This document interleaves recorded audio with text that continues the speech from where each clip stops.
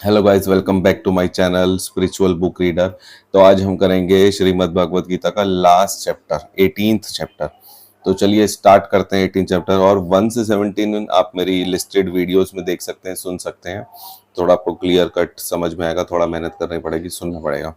Okay, तो last chapter हम देखते हैं कि इसमें भगवान श्री कृष्ण अर्जुन को लास्ट चैप्टर में क्या समझा रहे हैं। ठीक है, चलिए स्टार्ट करते हैं। अर्जुन उवाच। अर्जुन बोलते हैं, हे महाबाहो, हे अंतर्यामीन, हे वासुदेव, मैं संन्यास और त्याग के तत्व को पृथक पृथक जानना चाहता हूँ। फिर भगवान उसे बताते हैं, कितने ही पंडित जन तो काम्य कर्मों के त्याग को संन्यास समझते हैं तथा दूसरे विचार कुशल पुरुष सब कर्मों के फल के त्याग को त्याग कहते हैं। कई एक विद्वान ऐसा कहते हैं कि कर्म मात्र दोष युक्त है, इसलिए त्यागने के योग्य है, और दूसरे विद्वान ये कहते हैं कि यज्ञ, दान और तपरूप कर्म त्यागने योग्य नहीं है। हे पुरुषश्रेष्ठ अर्जुन, संन्यास और त्याग, इन दोनों में पहले त्याग के विषय में तू मेरा निश्चय सुन, क्योंकि त्याग सात्विक, राजस और तामस भेद से 3 प्रकार का कहा गया है। यज्ञ, दान और तपरूप कर्म त्याग करने योग्य नहीं है, बल्कि वह तो अवश्य कर्तव्य है, क्योंकि यज्ञ, दान और तप ये तीनों ही कर्म बुद्धिमान पुरुषों को पवित्र करने वाला है। इसलिए हे पार्थ, इन यज्ञ, दान और तपरूप कर्मों को तथा और भी संपूर्ण कर्तव्य कर्मों को आसक्ति और फलों का त्याग करके अवश्य करना चाहिए। यह मेरा निश्चय किया हुआ उत्तम मत है। निषिद्ध और काम्य कर्मों को तो स्वरूप से त्याग करना उचित ही है, परंतु नियत कर्म का स्वरूप से त्याग करना उचित नहीं है। मतलब नियत से करा गया कर्म ज्यादा उचित है, इसलिए मोह के कारण उसका त्याग कर देना तामस त्याग कहा गया है। जो कुछ कर्म है वह सब दुख रूप ही है। ऐसा समझकर यदि कोई शारीरिक कलेश से, भय से कर्तव्य कर्मों का त्याग कर दे तो वह ऐसा राजस त्याग करके त्याग के फलों को किसी भी प्रकार नहीं पाता। हे अर्जुन, जो शास्त्र विहित कर्म करने वाला कर्तव्य है, इसी भाव से आसक्ति और फल का त्याग करने किया जाता है, वही सात्विक त्याग माना गया है।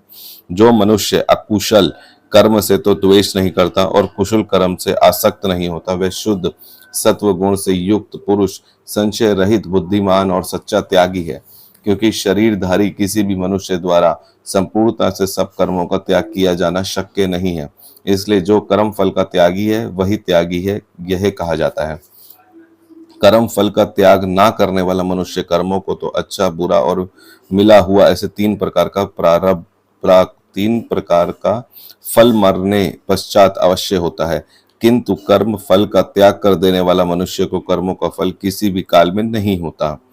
हे महाबाहो, संपूर्ण कर्मों की सिद्धि के ये 5 हेतु कर्मों का अंत करने के लिए उपाय बताने संख्या शास्त्र में कहे गए हैं, उनको तू मुझसे भली भांति जान। इस विषय में अर्थात कर्मों की सिद्धि में अधिष्ठान और कर्ता तथा भिन्न भिन्न प्रकार के करण एवं नाना प्रकार की अलग अलग चेष्टाएं, और वैसे ही 5वां हेतु दैव है। मनुष्य मन, वाणी और शरीर से शास्त्र अनुकूल अथवा विपरीत जो कुछ भी कर्म करता है, उसके ये 5 कारण हैं। परंतु ऐसा होने पर भी जो मनुष्य अशुद्ध बुद्धि होने के कारण उस विषय में यानी कर्मों के होने में केवल शुद्ध स्वरूप आत्मा को कर्ता समझता है, वह मलिन बुद्धि वाला अज्ञानी यथार्थ नहीं समझता। जिस पुरुष अंतकरण में मैं करता हूँ ऐसा भाव नहीं है, तथा जिसकी बुद्धि संसारिक पदार्थों में और कर्मों में लिपायमान नहीं होती, वह पुरुष इन सब लोगों को मारकर भी वास्तव में ना तो मरता है और ना पापों से बंधता है। ज्ञाता ज्ञान और जय, ये 3 प्रकार की कर्म प्रेरणा है, और कर्ता, करण तथा क्रिया, ये 3 प्रकार का कर्म संग्रह है। गुणों की संख्या करने वाले शास्त्र में ज्ञान और कर्म तथा कर्ता गुणों के भेद से 3-3 प्रकार के ही कहे गए हैं, उनको भी तू मुझसे भली भांति सुन। जिस ज्ञान से मनुष्य पृथक पृथक सब भूतों में एक अविनाशी परमात्मा भाव को विभाग रहित समभाव से स्थित देखता है, उस ज्ञान को तू सात्विक जान। किंतु जो ज्ञान अर्थात जिस ज्ञान के द्वारा मनुष्य संपूर्ण भूतों में भिन्न भिन्न प्रकार के नाना भावों को अलग अलग जानता है, उसे तू राजस जान। परंतु जो ज्ञान एक कार्य रूप शरीर में ही संपूर्ण का सदृश आसक्त है तथा जो बिना युक्ति वाला तात्विक अर्थ से रहित और तुच्छ है वह तामस कहा गया है।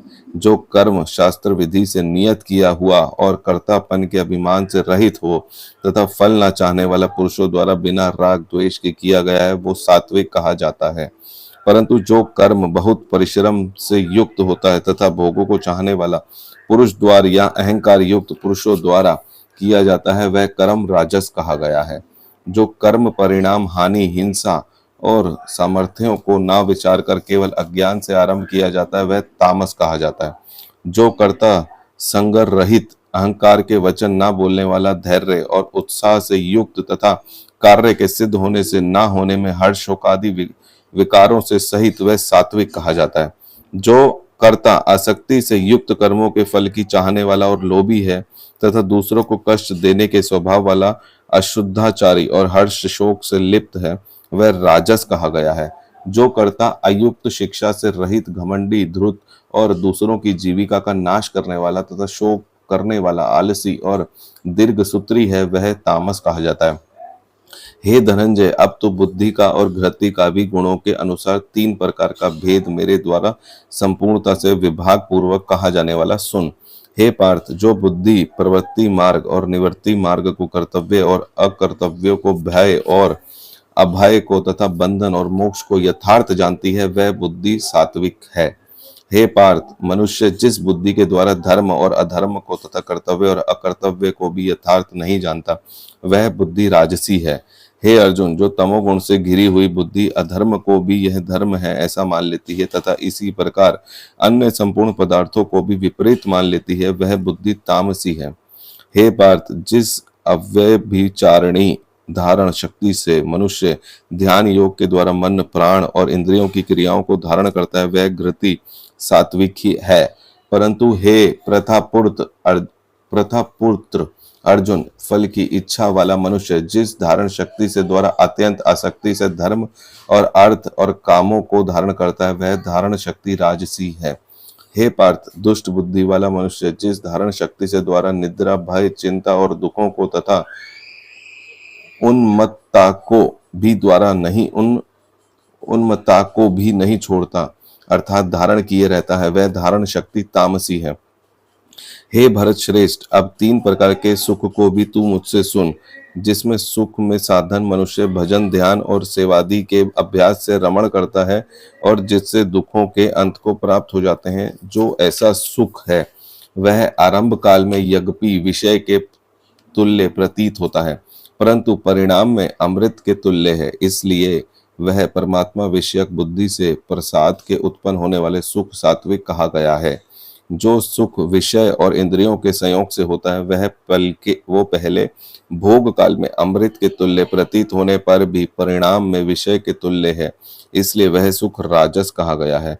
जो सुख भोग काल में तथा परिणाम में भी आत्मा को मोहित करने वाला है वह निद्रा आलस्य और प्रमाद से उत्पन्न सुख तामस कहा गया है। पृथ्वी में या आकाश में अथवा देवताओं में इनके सिवा और कहीं भी ऐसा कोई भी सत्व नहीं जो प्रकृति से उत्पन्न इन तीनों गुणों से रहित हो। हे परंतप ब्राह्मण क्षत्रिय और वैश्यों को तथा शूद्रों के कर्म स्वभाव से उत्पन्न गुणों द्वारा विभक्त किए गए हैं। अंतःकरण का निग्रह करना, इंद्रियों का दमन करना, धर्म पालने के लिए कष्ट सहना, बाहर भीतर से शुद्ध रहना, दूसरों के अपराधों को क्षमा करना, मन इंद्रिय और शरीर को सरल रखना, वेद शास्त्र ईश्वर और परलोक आदि में श्रद्धा रखना, वेद शास्त्रों का अध्ययन अध्यापन करना और परमात्मा के तत्व का अनुभव करना, ये सब के सब ही ब्राह्मण के स्वाभाविक कर्म है। शूर वीरता तेज धैर्य चतुरता और युद्ध में ना भागना, दान देना और स्वामी भाव ये सब के सभी क्षत्रिय के स्वाभाविक कर्म है।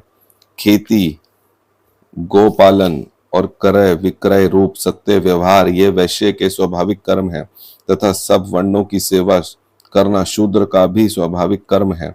अपने अपने स्वाभाविक कर्मों से तत्पर से लगा हुआ मनुष्य भगवत प्राप्ति रूप परम सिद्धि को प्राप्त हो जाता है। अपने स्वाभाविक कर्म में लगा हुआ मनुष्य जिस प्रकार से कर्म करके परम सिद्धि को प्राप्त होता है उस विधि को भी तू मुझसे सुन।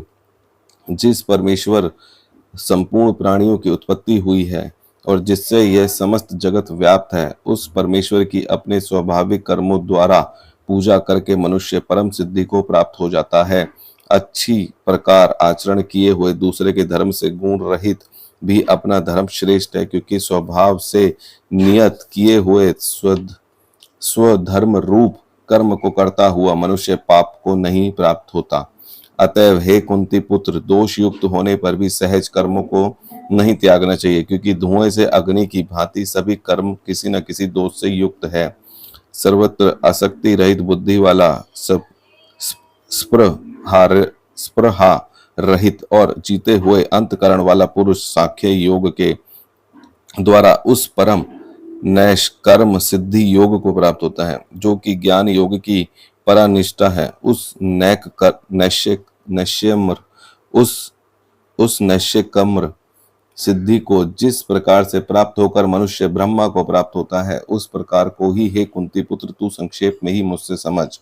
विशुद्ध बुद्धि से युक्त तथा हल्का, सात्विक और नियमित भोजन करने वाला, शब्द आदि विषयों का त्याग करके एकांत और शुद्ध देश का सेवन करने वाला, सात्विक धारण शक्ति से द्वारा अंतकरण और इंद्रियों को संयम करके मन, वाणी और शरीर को वश में करने वाला, राग द्वेष को सर्वथा नष्ट करके भली भांति दृढ़ वैराग्य का आश्रय लेने वाला तथा अहंकार, बल, घमंड, काम, क्रोध और परिग्रह का त्याग करके निरंतर ध्यान योग के परायण रहने वाला, ममता रहित और शांति युक्त पुरुष सच्चिदानंद ब्रह्मा में अभिन्न भाव से स्थित होने का पात्र होता है। फिर वह सच्चिदानंद ब्रह्मा में एक ही भाव से स्थित प्रसन्न वाला मन वाला योगी ना तो किसी के लिए शोक करता, न किसी के लिए आकांक्षा करता, ऐसा समस्त प्राणियों में समभाव वाला योगी मेरी पराभक्ति को प्राप्त हो जाता है। उस पराभक्ति के द्वारा वह मुझ परमात्मा को मैं जो हूँ और जितना हूँ ठीक वैसे का वैसा तत्व से जान लेता है तथा उस भक्ति से मुझको तत्व से जानकर तत्काल ही मुझ में प्रविष्ट हो जाता है। मेरा परायण हुआ कर्म योगी तो संपूर्ण कर्मों को सदा करता हुआ भी मेरी कृपा से सनातन अविनाशी परम पद को प्राप्त हो जाता है। सब कर्मों को मुझ में अर्पण करके तथा समबुद्धि योग को अवलंबन करके मेरे परायण और निरंतर मुझ में चित्त वाला हो। उपयुक्त प्रकार से मुझ में चित्त वाला होकर तू मेरी कृपा से समस्त संकटों को अनायास ही पार कर जाएगा, और यदि अहंकार के कारण मेरे वचनों को ना सुनेगा तो नष्ट हो जाएगा, अर्थात परमार्थ से भ्रष्ट हो जाएगा। जो तू अहंकार का आश्रय लेकर यह मान रहा है कि मैं युद्ध नहीं करूंगा, तो तेरा यह निश्चय मिथ्या है, क्योंकि तेरा स्वभाव तुझे जबरदस्ती युद्ध में लगा देगा। हे कुंती पुत्र, जिस कर्मों को तू मोह के कारण करना नहीं चाहता, उसको भी तू अपने पूर्वकृत स्वाभाविक कर्म से बंधा हुआ परवश होकर करेगा। हे अर्जुन, शरीर रूप यंत्र में आरूढ़ हुए संपूर्ण प्राणियों को अंतर्यामी परमेश्वर अपनी माया से उनके कर्मों के अनुसार भ्रमण कराता हुआ सब प्राणियों का हृदय में स्थित है।